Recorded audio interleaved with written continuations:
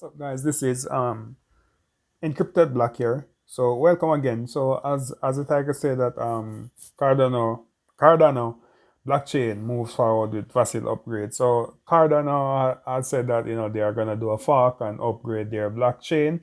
And Cardano has been making the rounds because I think it's Ethereum layer two. Yeah. So let's bring up this chart here.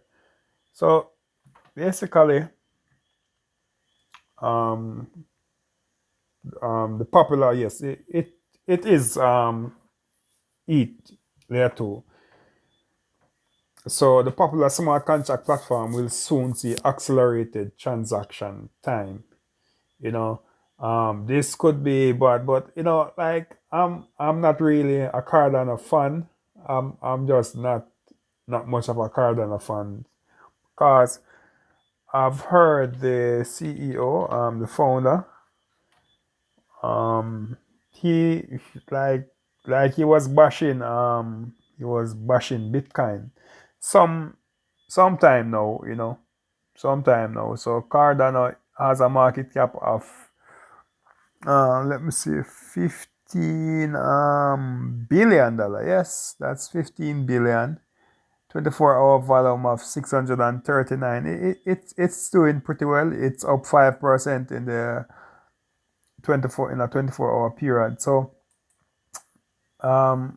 listen, I'm not a fan. For those of you who probably invest in Cardano, okay, cool, So let us go ahead and see what Cardano making the world work better for all. Cardano is a blockchain platform for change makers, innovators, and visionaries with the tool and technology required to create possibility for the many as well as the few and bring about positive global change. Oh, okay, cool. But so Cardano is a proof of stake blockchain platform, the first to be founded on peer reviewed research and developed through evidence-based method. It combines pioneering technologies to provide unparalleled security and sustainability to decentralized application systems and societies.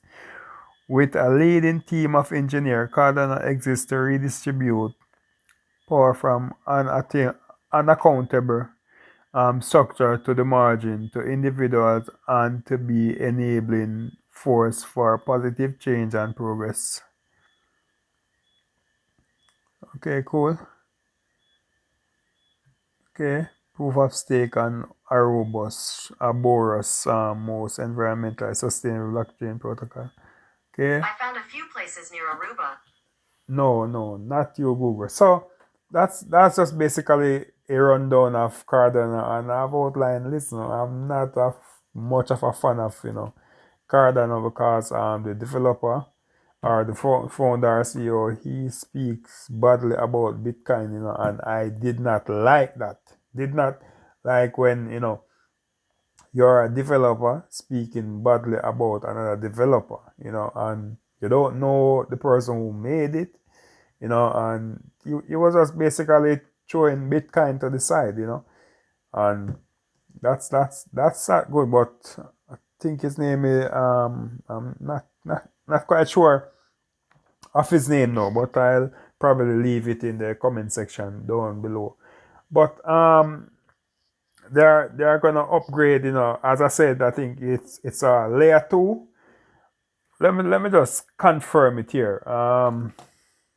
Is Cardano layer two? Because I don't want to say it's layer two and then someone say, oh no, it's not layer two. So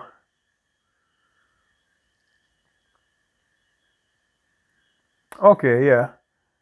Cardano, yeah, yes, it is a layer two. Uh,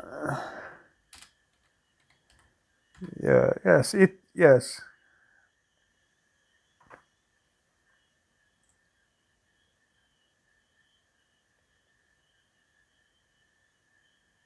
Okay, cool.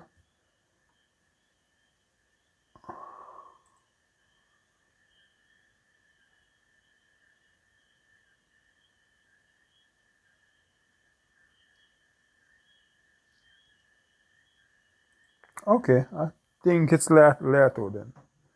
But so the actual Cardano blockchain is layer 1.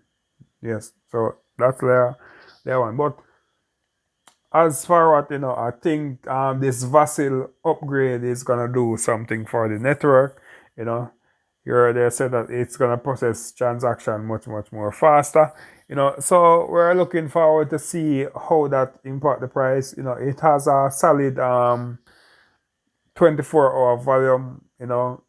$15 billion market capitalization, which the market capitalization is just the amount of circulating coins multiplied by the price. So that's actually the value of the entire coins that are circulating currently. But I don't have pretty much nothing against Cardano because cryptocurrency is cryptocurrency. I just never like what the co-founder has said about Bitcoin. I'm like, cool.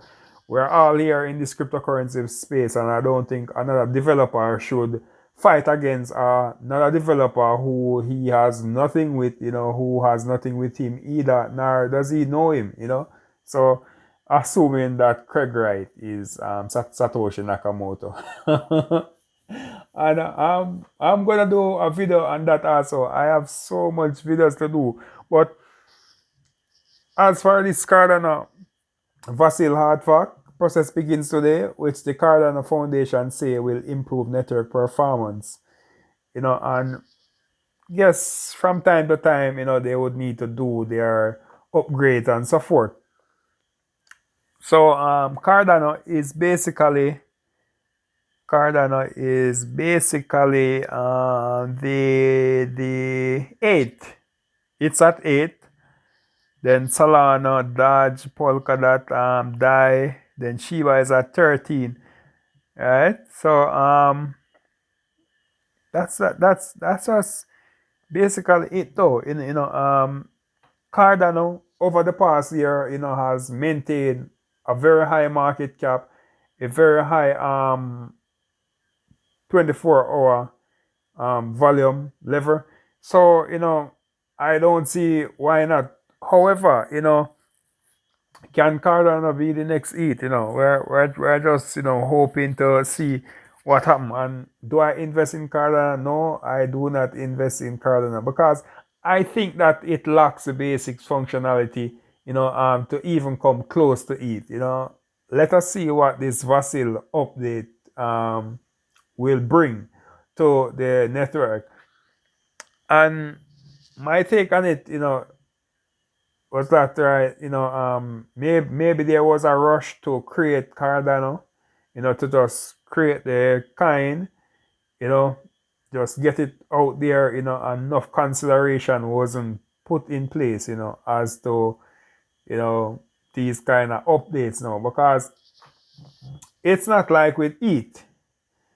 ETH being around from, I think it been around from 2017, right? I think 2017 they're about it. Let me see.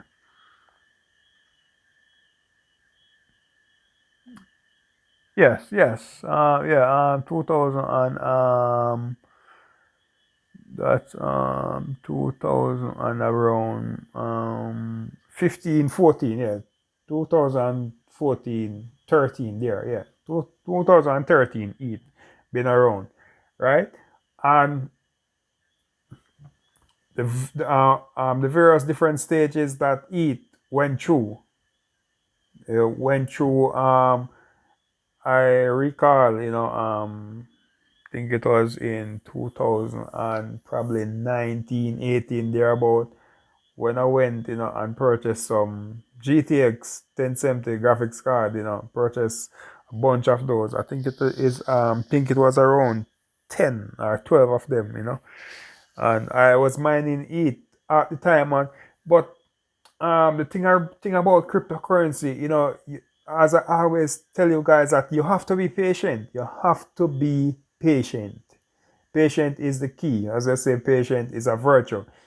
Like, I was literally mining it in my home here. I think at the time ETH maybe was like $20 or so. I think it was around that price point. But the whole explosion of heat of heat. I'm like, whoa. You know.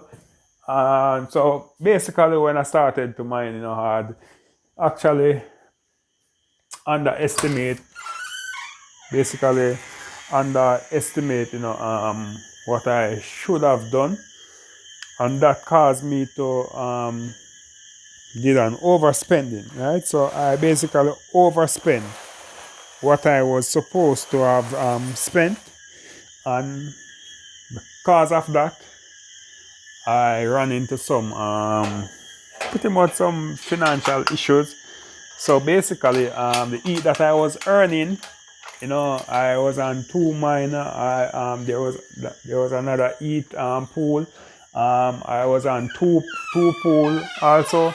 So ran into some financial difficulty, and then I had to sell the ETH that I was accumulating through the mining. I had to just sell the ETH and sort out my bills, because the bills are there. But no one knew that Bitcoin was going to go up to that level. No one knew about it. And if anyone knew, it wasn't like common out there that people would have thought that Bitcoin would have rise to such prominence. But that's just that. But I just don't think that Cardano will have a great impact, and I don't know if it is because of what the founder has said about Bitcoin. Why I kind of like just never like the whole Cardano thing. I just don't like when developers on a whole speak negatively about other projects. Just don't like it. It's like JP Morgan saying, Bitcoin is a scam, and the whole cryptocurrency scheme is a scam. And then next thing you know, they launch their own blockchain. Yeah, they have their JPM coin. Yeah, so it's pretty intriguing for the JP Morgan CPO to have come out and criticize Bitcoin, and then turn around and create their own coin. Wow, the same technology that he was criticizing, that's what he had been planning to implement. So that's just my whole take on it though.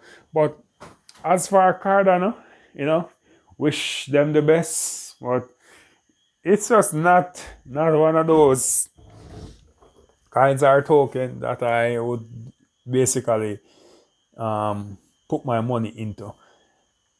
Yeah, I just don't feel comfortable. So basically, they had a 24-hour low of 0.4436, and then 2.465 there. So that's just basically it, with a trading volume of 639 million. Not bad. Market cap of 15 billion. And then it went to an all-time high a year ago of $3.09. When it two years ago it was at a low of 0.0192. So that's I don't really think that Cardano really has a lot to offer, even though it's right up there on the coin list at number 8. Let's see what will happen. Let's see what will happen to it, because it's just like ETH. No one knew that ETH was going to explode like this. So Cardano co-founder Charles Hoskinson had described it as the hardest update the developers have done since the project launched in 2017. Yes, because you guys never planned it. You just rushed the project. That's it, so that just wasn't planned. And if I'm not, don't think, if I'm not lying, I think they are gonna do a hard fork. So they are just basically gonna split the blockchain there, and start off from the fork blockchain, because I guess things that they wanted to do with the original blockchain, they couldn't do it because there were no mechanism implemented in the blockchain to make changes later on. I basically think that they are just a copycat of it. So that's why he's now saying that, oh, this has been one of the hardest update the developers had to do, because there were actually no um further software upgrade that was implemented. Because whenever you design a blockchain, if you want to make changes later on, that must be implemented into the blockchain at first. You know, Now the changes that ETH made, it's kind of similar, because the ETH blockchain has split. Yes, they have split it. So there's another kind out there which I'm supposedly supposed to do a video on, name ETH. I think it's ETH double. Let me see. I just want to confirm now. ETH. Yes. See there? Yes. ETH proof of work. So Ethereum proof of work is just all right. So whenever you have a original blockchain, right? Any update that you're gonna do is gonna split the blockchain in two. That's what had happened to Bitcoin Cash. You know, um, that's how Bitcoin Cash was created, also through a split of, I think it was a split of the Bitcoin blockchain. That's how Bitcoin Cash was brought about, also. So whenever you have a blockchain, and that's why the whole Terra Luna thing, didn't work as planned, because the chain was gonna split. So as I was saying, whenever you have a blockchain, any changes that you're gonna make later on, it's depending on what kind of changes, right?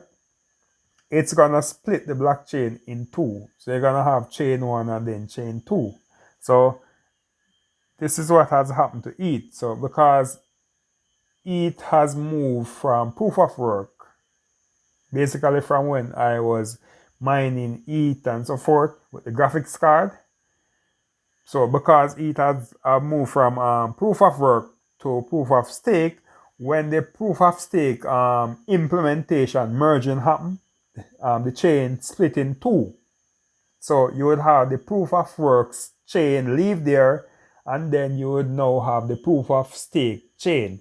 They are still one chain, but you can't have a proof of work chain working with a proof of stake chain. So the chain has split. So what the developers now of Ethereum POW, Ethereum proof of work, what they have done was to utilize the original Ethereum proof of work blockchain. So that's why now you have ETH proof of work, which is not a bad thing.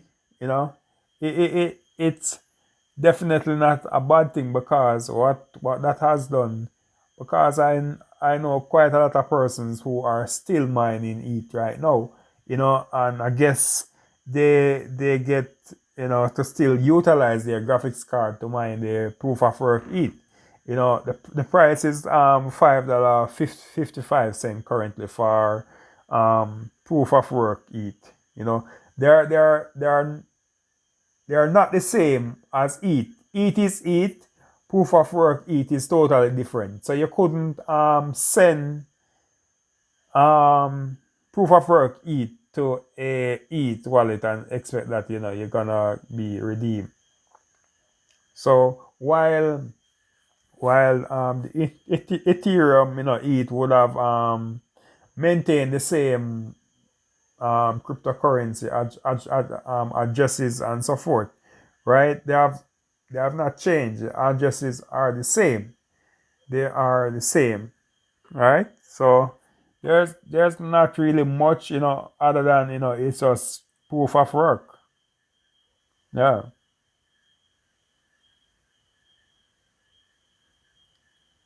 So the website is here. So it's okay, cool. The website is here. So they have marketing white paper, me all donation address and all sort of things there. So this is somewhat pretty interesting, because what had happened now is that the coins that they have mint, they would have allowed persons now to claim, or they would have had the ability to claim their supposedly ETH proof of work, if only if you are stacking or you are locking ETH. So if you didn't have any ETH, then you could not get any ETH proof of work.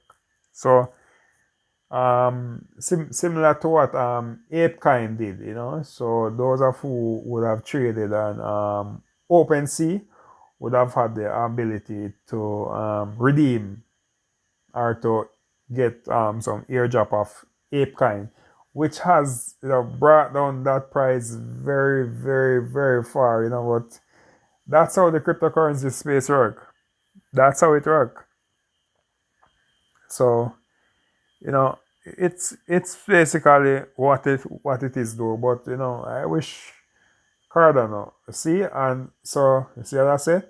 A hard fork occurs when a network code fundamentally changes and require the creation of a new and separate version of a blockchain. So you see it? You see it? What I am saying, I'm an expert at this. I'm an expert, you see? All of what I have said, you see it? We're reading it now.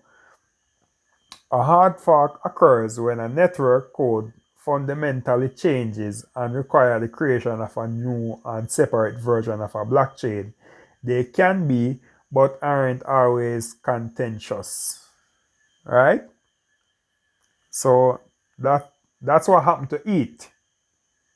So they did an upgrade. So basically they changed the code in ETH. Then what happened now? The blockchain split in two. That's what happened. Yeah. So that's just basically what happened. For example, a hard fork occurs on the Ethereum network after the merge last week. It was an effort to preserve a proof of work version of Ethereum, which relies on miners to verify transactions. But the vasil hard fork will leverage Cardano hard fork combinator technology, which Cardano developer Input Output said on Twitter introduced new features without losing any data from the older version of the blockchain. When is a hard fork not a hard fork? What's the difference? Cardano hard fork event from other blockchain protocol.